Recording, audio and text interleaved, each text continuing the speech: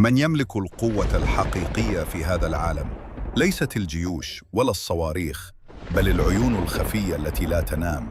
إنها أجهزة المخابرات، شبكات من الظلال تتحكم في مصير الدول. عالم بيتحرك في السر وبيحرك العالم كله من وراء الكواليس. مش لازم تسمع فيه صوت رصاص، بس في بلاد بتقع ورؤساء بيختفوا وحروب بتقوم من غير طلقة واحدة. ده عالم المخابرات، أجهزة بتشتغل في صمت بس تأثيرها بيقلب أنظمة وبيغير مصير الدول بالكامل. وفي الفيديو ده احنا مش هنتفرج على فيلم خيال علمي، احنا هنمشي ورا الحقيقة، ورا أقوى 10 أجهزة مخابرات في العالم. كوباية الشاي بتاعتك وخد نفس عميق لأنك داخل عالم ما فيهوش رجوع.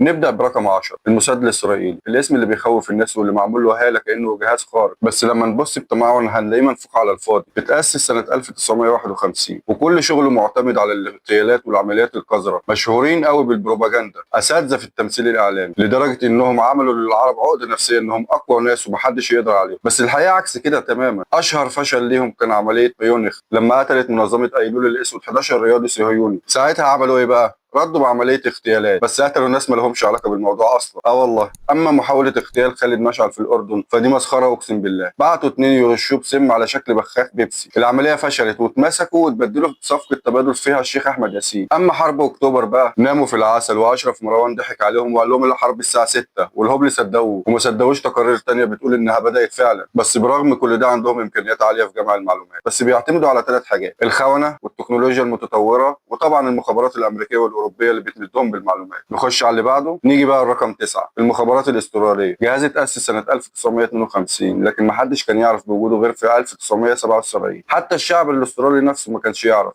او ربنا زي ما بقول لك كده. استراليا رغم انها دولة مسالمة بس موقعها الجغرافي خلى امريكا واوروبا شايفينها حليف مهم في الجنوب، والصين وروسيا شايفينها تهديد محتمل. فعشان كده كان لازم يكون عندهم جهاز بيراقب كل اللي بيحصل على ارضه ويكشف البلاوي اللي بتتلف في الخفا. نخش على رقم 8، المخابرات الفرنسية. قوتها مش في انها بتطلع في الاخبار، قوتها انها بتشتغل في صمت. هم اللي قتلوا القذافي والمعلومات جات لهم من سوريا لما بشار الاسد لقط مكالمه بين القذافي واحد اعوانه واداها لفرنسا مقابل تخفيف الضغط السياسي عليه ويسيبوه في الحكم. فرنسا متخصصه في التجسس الالكتروني وصناعه فيروسات التجسس، لدرجه انهم هكروا مراكز نوويه ايرانيه سنه 2011 وسحبوا كل المعلومات والصور والاكواد. وبرنامج بيجاسوس الاسرائيلي نفسه اللي عمل مهندسين فرنسيين. برنامج كده بيدخل على الايفون من غير ما تحس، وياخد كل حاجه، صور، مكالمات، يشغل الكاميرا والمايك وانت مش واخد بالك. نيجي لرقم 7، المخابرات الهنديه، جهاز حديث تحس انه حديث الولاده كده. اتاسس سنه 1968 بس عمل مفاجاه عالميه لما فجاه في مايو 1998 الهند اعلنت انها دوله نوويه ومن وراء امريكا نفسها. خدعوا الاقمار الصناعيه، عملوا مناوره على الحدود مع باكستان علشان يشغلوا العالم، وفي منطقه مستخبيه كده عملوا تجاربهم النوويه. فجاه كده لقينا الهند بتقول لنا صباح الخير يا سكان الكوكب، احنا عندنا نووي جوه، ولا امريكا عارفه ولا حد لحق حتى يقول لهم صباح النور. نيجي لرقم 6، المخابرات الباكستانيه. في مصادر كتير بتصنفها رقم 1 اصلا، وده مش من فراغ. بعد اعلان الهند انها دوله نوويه باسبوعين باكستان اعلنت كمان انها نوويه، وده معناه انهم كانوا متابعين كل حاجه اصلا. بسبب العداوه المستمره مع الهند والصراعات في المنطقه لازم كان يبقى عندهم جهاز صح. والمفاجاه بقى ان رئيس جهازهم في التسعينات اعترف انهم كانوا عارفين مكان بن لادن وانه محبوس في مجمع ابوت اباد، وساعدوا الامريكان كمان يوصلوا له. الهند نفسها اعترفت بده وقالوا باكستان كانت شغاله بدقه شديده وبتلعب على مستويات عاليه جدا من الذكاء والمناوره، ودول كانوا اول 5 اجهزه مخابرات من ترتيب ال10 الاقوى في العالم. لكن بقى دلوقتي هنكمل الحكايه وندخل على ال5 الاقوى، ال5 الكبار، ال5 اللي ماسكين خيوط اللعبه كلها. رقم 5، المخابرات الالمانيه. الجهاز ده بيشتغل في صمت، مفيش عنه معلومات كتير بس اللي نعرفه كفايه انه يخد. رئيس جهاز المخابرات الالماني بنفسه قال ان عندهم حوالي 6500 عميل حوالين العالم، بيبعتوا حوالي 5000 معلومه كل يوم، وبيتعمل منهم 450 تقرير بيتعرضوا على مسؤولين الدوله. انت متخيل؟ المانيا شغاله في كل اتجاه، من اول التجسس الصناعي لحد التخفي التام. يعني ممكن تلاقي جاسوس الماني ماشي جنبك في الشارع وما تعرفش ان معاه اسرار بلدك كلها، او ربنا. وبما ان المانيا دوله صناعيه كبيره فطبيعي انها تكون متفوقه في التجسس الصناعي، وخصوصا على الشركات الكبيره اللي بتنافسها زي الصين واليابان وامريكا. رقم 4 بقى، المخابرات البريطانيه. تاريخ طويل من ايام الحرب العالميه الاولى والثانيه والحرب البارده والحروب اللي دخلتها بريطانيا علشان تحافظ على مستعمراتها. الجهاز ده ما شاء الله خبره بس مش في جمع المعلومات، لكن كمان في الحرب النفسيه والدعايه السوداء. في الحرب العالميه الثانيه الالمان كانوا بيسمعوا محطه راديو اسمها GSS وبيفتكروا انهم ناس منشقين عن الحزب النازي، وكانوا بيشتموا في هتلر، ولكن بعد سنين اكتشف ان المحطه دي كانت من صنع المخابرات البريطانيه. ولحد النهارده بريطانيا لسه بتلعب نفس اللعبه، بتمول ناس يهاجموا كانهم وطنيين وهم في الحقيقه عملاء. ده غير انهم بيركزوا على التجسس التكنولوجي والصناعي، وبالذات على الصين وروسيا. واللي اكد ده ريتشارد مور رئيس الجهاز بنفسه، وقال ان اولويتهم دلوقتي هي مواجهه الصين وبعدها روسيا ثم ايران والارهاب الدولي. رقم 3 المخابرات الروسيه. ناس كتير ما تعرفش ان اسمها دلوقتي FSB مش KGB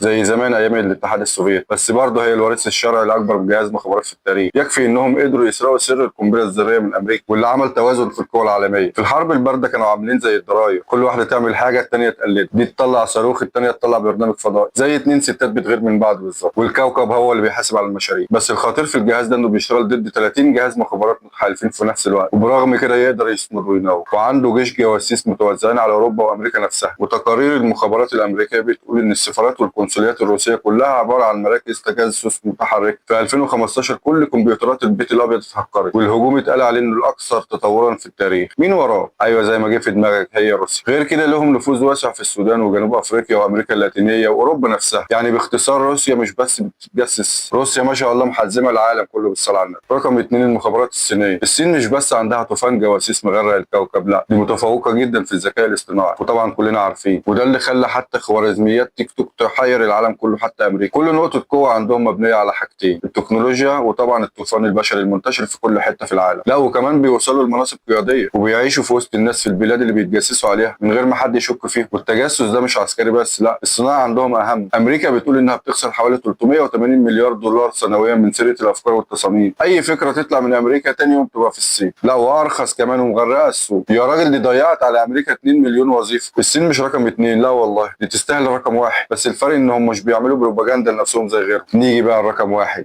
CIA. لو في حد بيحط مناخيره في كل حته في العالم يبقى الجهاز بيتجسس على الكل وبيطور ادواته باستمرار. من الستينات وهم عايزين يخترقوا المشروع النووي الصيني بس مش قادرين. اخترعوا طياره بدون طيار وفضلوا يطوروها لحد ما بقت الدرون اللي احنا نعرفها دلوقتي. ده حتى هيلاري كلينتون نفسها قالت في كتابها ان المخابرات الامريكيه بتحط اجهزه تجسس في كل فنادق العالم، وممكن تكون كاميرا بحجم الزرار. وكمان قالت انها لازم تغطي نفسها بملايه وهي بتقرا اي ورقه مهم. CIA هو الجهاز الوحيد اللي قدر يجند رؤساء دول ويدير انقلابات ويختار الرؤساء. هم مش بس بيتجسسوا، لا ده كمان بيصنعوا الاحداث وبيحركوا السياسه العالميه زي ما بيحبوا. ولو في حته في العالم حصل فيها انقلاب او ثوره او حرب اكيد هتلاقي CIA هناك. اللي شفناه النهارده ما هوش مجرد ترتيب، دي خريطه للقوه اللي بتحرك العالم من ورا الكواليس. ويمكن الاجهزه دي بتتصارع وبتتجسس على بعض وبتحرك شعوب من غير ما حد يحس، بس في النهايه كل جهاز فيهم بيمثل مصلحه بلد، سواء بالحق او بالباطل، سواء بالصح او بالغلط. بس السؤال الحقيقي اللي لازم تساله لنفسك، احنا فين من كل ده؟ وفي النهايه لازم تفهم ان ورا كل خبر في الجرايد، كل عمليه مخابراتيه، وورا كل هدوء في عيون بتراقب. واللي بينسحب من اللعبه بيتلغي من الخريطه. اشترك في القناه وفعل الجرس علشان الحكايات اللي جايه اقوى بكتير.